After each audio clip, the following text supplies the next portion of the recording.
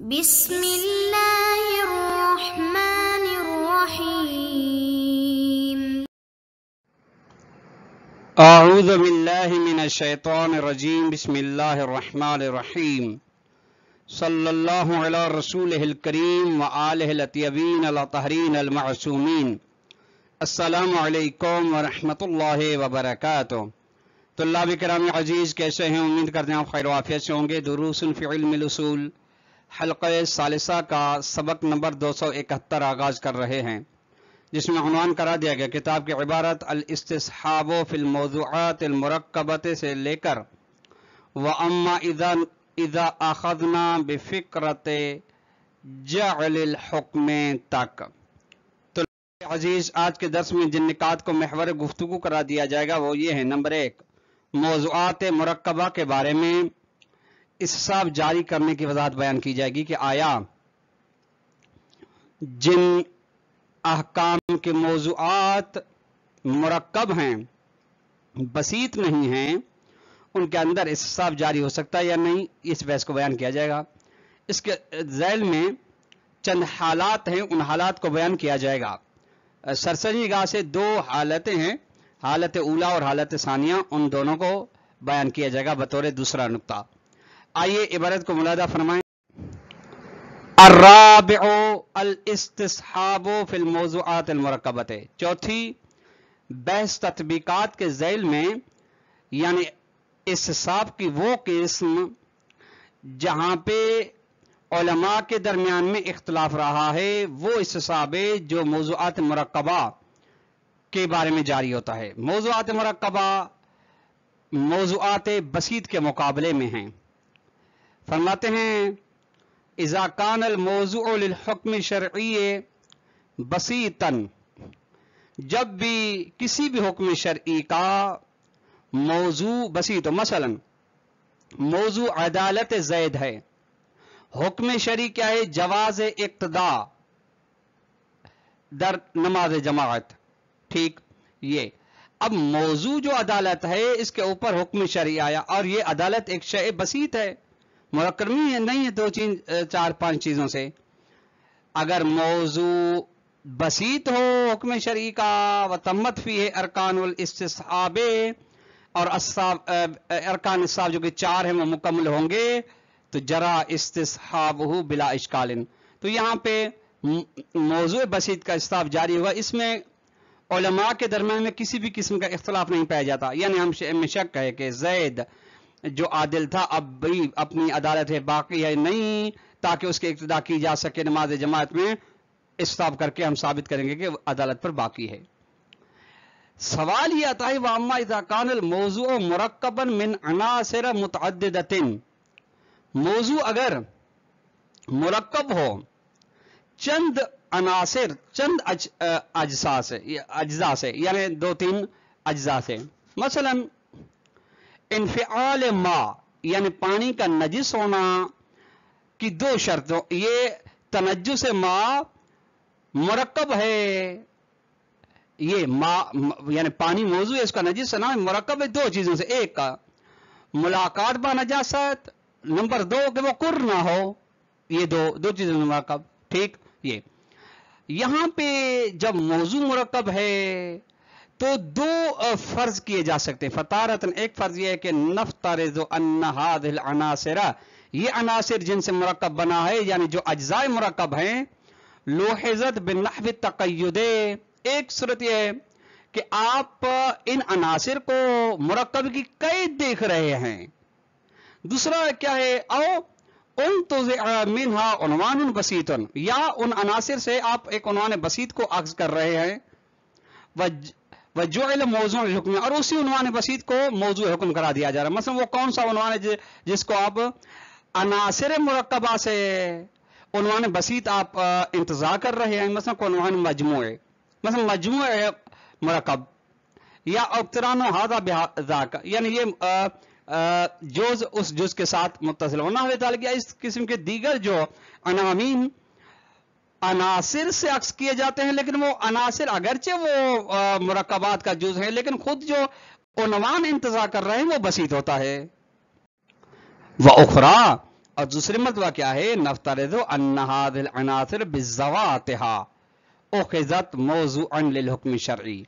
دوسری مطلب کیا ہے کہ عناصر کو قید و شرط مرکب قرار نہیں دیا جائے گا بلکہ خود ہی عناصر ذات عناصر موضوع حکم شرعی ہیں بدون ان يدخل في الموضوع بغیر اس کے کہ وہ حکم شرعی موضوع کے اندر دخالت رکھتا ہو بلکہ نہیں حکم شرعی کا موضوع عناصر ہیں یعنی عنوان انتزاعی من ذالک القبر یعنی اس قسم میں سے جو عنوان انتزاعی عکس کیا جاتا ہے ان عناصر سے.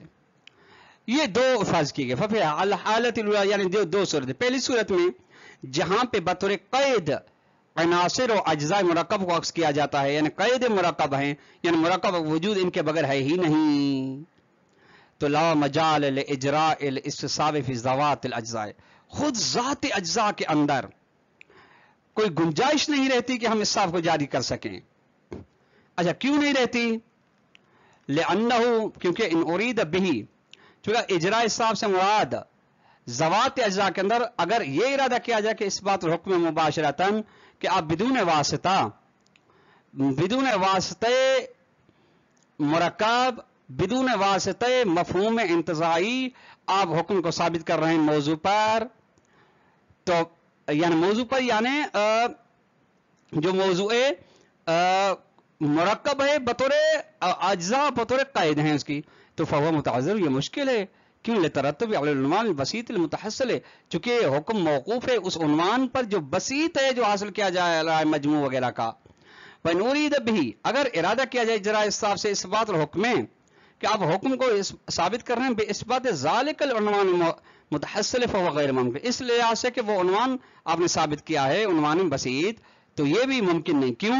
لأن عنوان الاجتماع والاقتران منافی کیونکہ یہ جو اجتماع کا اقتران کا مجموع وغیرہ کا عنوان ہے یہ لازم عقلی یعنی یہ اب مرکب کو دیکھ کے اجزاء مرکب کو دیکھ کے آپ کی عقل انتزاع کر رہی ہے یہ جعل شارع نہیں ہے عنوان یہ لازم عقلی ہے یعنی مثبت عقلی ہے مثبتات عقلیہ میں سے لثبوت ذوات اجزاء کو ثابت کرنے کے لیے فلا یثبت باستصحابہ لہذا اس کو استصحاب کرنے کے ذریعے سے ان کو ثابت نہیں کیا جا سکتا.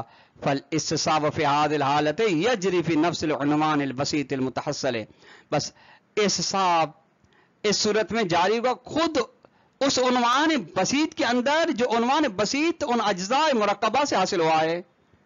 فمتا شک فی حصولہ اب اگر عنوان بسیط کے حاصل میں شک ہے کہ حاصل ہوا یا نہیں تو جرا استصحاب و عدمی عنوان بسیط کے نہ ہونے کو استصحاب کیا جائے گا. حتی ولو کان احد الجزئین محررا وجدانا حتی یہاں تک کہ جو مرکب کے دو جز ہیں ان میں سے ایک بالکل ثابت ہو والآخر معلوم الثبوت سابقا اور دوسرا کیا ہے دوسرے کا ثابت ہونا حالت سابقہ یقینی رکھتا ہو مشکوک البقاء فعلا اور بقا کے لحاظ سے اب اس کے بارے میں شک کیا جائے کہ آیا وہ پہلے تو ثابت تھا پہلے تو باقی تھا ابھی باقی ہے یا نہیں. اما فی الحالت ثانیت جو دوسری فرض تھی کہ عناصر خود ذات عناصر کو موضوع حکم شرعی قرار دیا جائے فلا باس لجریان الاستصحاب فی الجزء ثبوتا او عدما اذا تواجد فی الیقین بالحالت سابقت فشک فی بقاها. تو یہاں پہ کیا ہے جز جو ہے جز کے اندر استصحاب جاری ہو سکتا ہے اس میں کوئی عرض نہیں ثبوت کے لحاظ سے یا عدم کے لحاظ سے ٹھیک لیکن کب جب حالت سابقہ یقینی ہو اور شک در بقا ہو اسی حالت سابقہ یقینی کے اندر. ومن هنا يعلم اور یہیں سے جانا جا سکتا ہے کہ بأن الاستصحاب یجری فی اجزاء موضوع المرکب وعناصری بشرط ترتب الحکم علی ذوات الاجزاء او اولا یہیں سے جانا جا سکتا ہے کہ استصحاب جاری ہوگا موضوع مرکب کے اجزاء و عناصر کے اندر لیکن اس شرط کے ساتھ جب حکم موقوف خود ذات اجزاء پر. پہلی بات یہ. نمبر 2 وتوفر الیقین بالحدوث وشک فی البقاء ثانیہ دوسرا یہ ہے کہ حالت سابقہ یقینی ہو اور شک در بقا بھی ہو یعنی اجزاء ارکان استصحاب موجود ہوں. هذا على نحو الاجمال یہاں تک جو آپ نے گفتگو ملاحظہ فرمائی یہ اختصار اجمالی گفتگو تھی. واما اب تفصیلی वामा तहकीकुल मसअलत अला वजहिन कामिलिन, अगर इस मसले को यानी इस दर मौज़ूआत मुरक्कबा के मसले को आप तफसील से बतौर कामिल देखना चाहते हैं तो फ़बिलबास फ़ी सलास नुकातिन, तो यहाँ पे 3 निकात की सूरत में यहाँ पे बहस वाक़ होगी। इहदाहा, पहला नुक्ता है फी अस्ल हाज़िहिल कुब्रतिल क़ाइलति बिजरियानिल इस्तिफ़ा फी अज्ज़ाइल मौज़ूअ ज़िम्न शर्तैन। पहली बहस, पहला नुक्ता यह है खुद इस कुबरा के बारे में है, जो कुबरा कहती है कि इस्तिफ़ा जारी हो सकता है मौजू के अज्जा के अंदर। मौजू मुरक्कब है, उसके अज्जा है, अज्जा के अंदर भी हो सकता है, लेकिन 2 शर्तों के साथ। वह नुक्ता तो सानिया, तो दूसरा नुक्ता क्या है, वो ये है यानी इख्तिसार के साथ ये फिर वजाहत आ रही है फी तहकीक सुगरा शर्त अव्वल है, शर्त अव्वल के सुगरा को साबित करने के बारे में। वह अन्नहु मता यकूनुल हुक्म मुतरत्तिब अला ज़वातिल अज्ज़ाए, जब हुक्म मौकूफ हो खुद अज्जा पर तब, यानी ये शर्त अव्वल है। वह नुक्ता तो सालिसत हो, तीसरा नुक्ता क्या है फिर तहकीक सुगरा शर्त सानी, यानी सुगरा की शर्त दुवम के को साबित करने के बारे में है। वो क्या है, वह अन्य मता यकून शक फिल बका महफूजन, ये तब है। दूसरी शर्त क्या है कि शर्त दर बका अपने मकाम पे हो, मौजूद हो। अम्मा नुक्ततुल उला, अब ये 3 नुक्ते आपने मुलाहिजा फरमाए निकात सलास, ठीक। अब हर एक की, इनमें से हर एक की वजाहत यह है। अम्मल नुक्ता फल मारूफ बैन अल मुहक्किकीन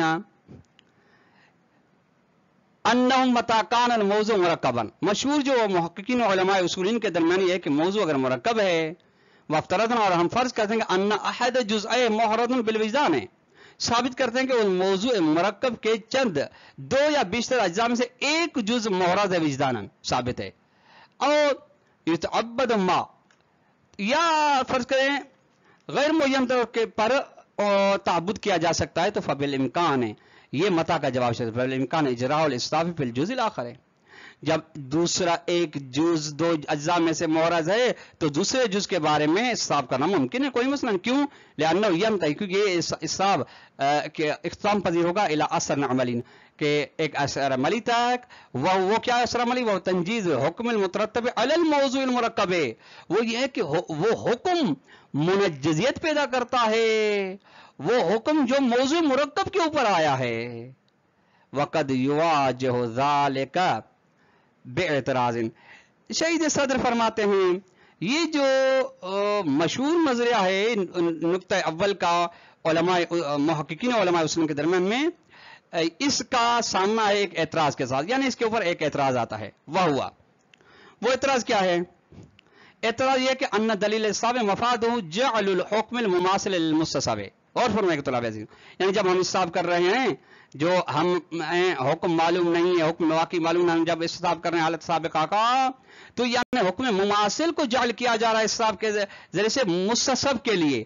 दलील हिसाब ये कहती है कि हुक्म मुमासिल जाल हो रहा है मुस्तसब के लिए, वल मुस्तसब होना वल जुज़, और जिस चीज को हिसाब किया जा रहा है यहाँ पे वो जुज़ है, लैस लहू हुक्मुन, उसके लिए हुक्म नहीं है यहाँ पे। ले युजअल फी दलील हिसाब मुमासिल, ताकि दलील हिसाब के अंदर उसके मुमासिल को करार दिया जा सके। हुक्म मुमासिल को करार दिया जा रहा है, वो उसका हो तो हुक्म ही नहीं है ताकि उसका मुमासिल को जाल किया जाए। वमा लहू हुक्मुन, और जिसके लिए हुक्म है, हुक्म मुरक्कब के लिए, ना कि जुज़ के लिए, वल मुरक्कब हो, जिसके लिए मुरक्कब के लिए हुक्म है, लैस मसब हिसाब, वो मकाम इस हिसाब में नहीं है। वहादल एतराद यकुम अल असास कायल बिहुक्मिल बिजअल हुक्म मुमासिल लिल मुस्तसब दलील हिसाब।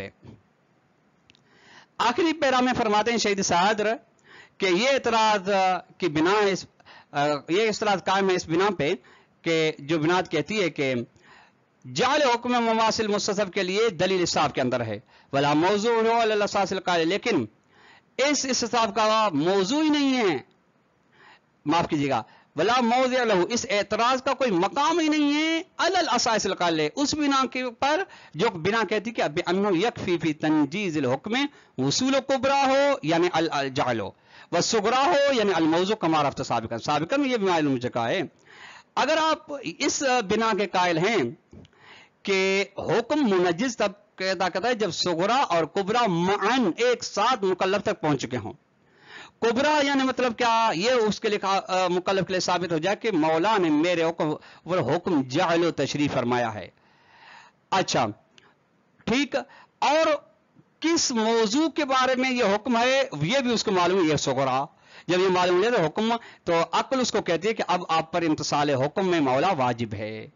इज़ अला हाज़ा ला नहताज फी जअल इस्साबिल जुज़ ज़ा असर अमलियन, चूंकि इस बिना पे हम मोहताज नहीं हैं इस हिसाब जुज को जाल करने के अंदर हम मोहताज नहीं। कौन सा जुज? जो साहिब असर अमल, यानी जिस जुज को हिसाब करने से कोई असर अमली जाहिर होता है, इसमें हम मोहताज नहीं है इला ताबुद बिल हुक्म मासिल, कि हम पाबंद हो जाएं कि मुस्तसब के लिए हुक्म मासिल को जाल किया जा रहा है। बल मुजर्रद वसूल अहदिल जुज़ैन ताबुदन, बल्कि दो अज्जा में से एक जुज का पहुंचना ताबुदी मावसूल जुज़ आखिर बिल विजदान है, और विजदान दूसरा जुज़ के आजम सुगरा कुबरा का काफी फी तंजीज़िल हुक्म वासिलत कुबरा हो। ये काफी है कि हुक्म मुनज्जिज़ पैदा करे। कौन सा हुक्म? जिसका कुबरा हम तक पहुंच चुका है कि इस मौजू खारजी के लिए फला हुक्म है। लिअन्न इहराज अल मौजू बिनफ्सी मुनज्जिज़ुन, खुद मौजू का मोहरज हो जाना ये मुनज्जिज़ है। ला बिमा हुआ तरीक़ ला इस्बात फ़िअलियतुल हुक्म मुतरत्तिब अलैह। अच्छा, इहराज मौजू का मतलब हरगिज ये नहीं है कि इहराज मौजू खुद रास्ता है फ़िअलियत हुक्म को साबित करने का। कौन सा हुक्म? जो मौकूफ है इहराज मौजू पर। वबिहाज़ा यहीं से नुजीब अलल एतराज़ मज़कूर, यहीं से ये जो एतराज़ बयान किया गया नुक्ते उला के बारे में, इसका जवाब हम दे सकते हैं। तो लावे कराम अजीज, आज का दर्स हमने इख्तिताम को पहुंचा। अस्सलामु अलैकुम व रहमतुल्लाहि व बरकातुहू।